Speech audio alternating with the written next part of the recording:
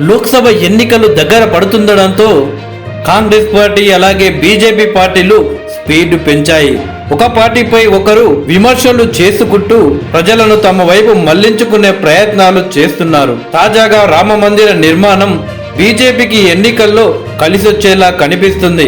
ఇక కాంగ్రెస్ పార్టీ విషయానికి వస్తే రాహుల్ గాంధీ గారు ఏదైతే భారత్ జోడో యాత్ర ద్వారా దేశమంతా తిరుగుతున్నారో ప్రజల నుండి భారీగా స్పందన వస్తుంది. రాహుల్ గాంధీ గారు భారత జోడో యాత్ర చేసిన తరువాత వరుసగా కర్ణాటకలో, తెలంగాణలో కాంగ్రెస్ పార్టీ అధికారంలోకి రావడం ఇప్పుడు కాంగ్రెస్ పార్టీకి పెద్ద ప్లస్ పాయింట్ గా మారిపోయింది.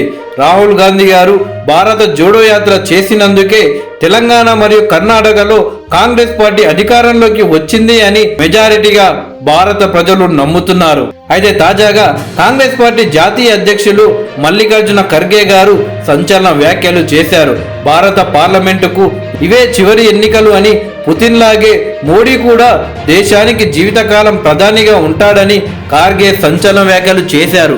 2024 పార్లమెంటు ఎన్నికల్లో బీజేపీ గెలిస్తే దేశంలో నియంతృత్వం వస్తుంది అని ఆయన అన్నారు. అలా కాకుండా రాబోయే ఎన్నికల్లో తమ పార్టీ గెలిస్తే ప్రధాని నరేంద్ర మోడీ నియంతృత్వాన్ని అరికడతామని ఆయన అన్నారు. ఇందుకు ప్రజలు ఇండియా కూటమికి మద్దతుగా నిలవాలని కాంగ్రెస్ పార్టీ అధ్యక్షులు మల్లికార్జున ఖర్గే భారత ప్రజలను కోరారు. ఒడిశాలోని భువనేశ్వర్లో కాంగ్రెస్ పార్టీ కార్యకర్తలను ఉద్దేశించి మల్లికార్జున ఖర్గే గారు ఈ వ్యాఖ్యలు చేశారు.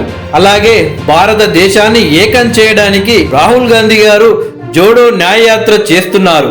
కానీ బీజేపీ నాయకులు మాత్రం నఫరత్కి దుకాన్కు తెర తీశాయని విమర్శించారు. అలాగే ప్రతిపక్ష నాయకులకు ప్రతి ఒక్కరికి బీజేపీ ప్రభుత్వం ఈడీ అధికారులతో కలిసి నోటీసులు జారీ చేస్తున్నట్లు ఆయన మరోసారి గుర్తు చేశారు. అలాగే బీజేపీ ఆర్ఎస్ఎస్లను ఎలా ఎదుర్కోవాలనే విషయాలపై కార్యకర్తలకు ఆయన దిశానిర్దేశం చేశారు. మొత్తానికి మల్లికార్జున ఖర్గే గారు నరేంద్ర మోడీపై చేసిన వ్యాఖ్యలు ఇప్పుడు దేశవ్యాప్తంగా సంచలనం సృష్టిస్తున్నాయి.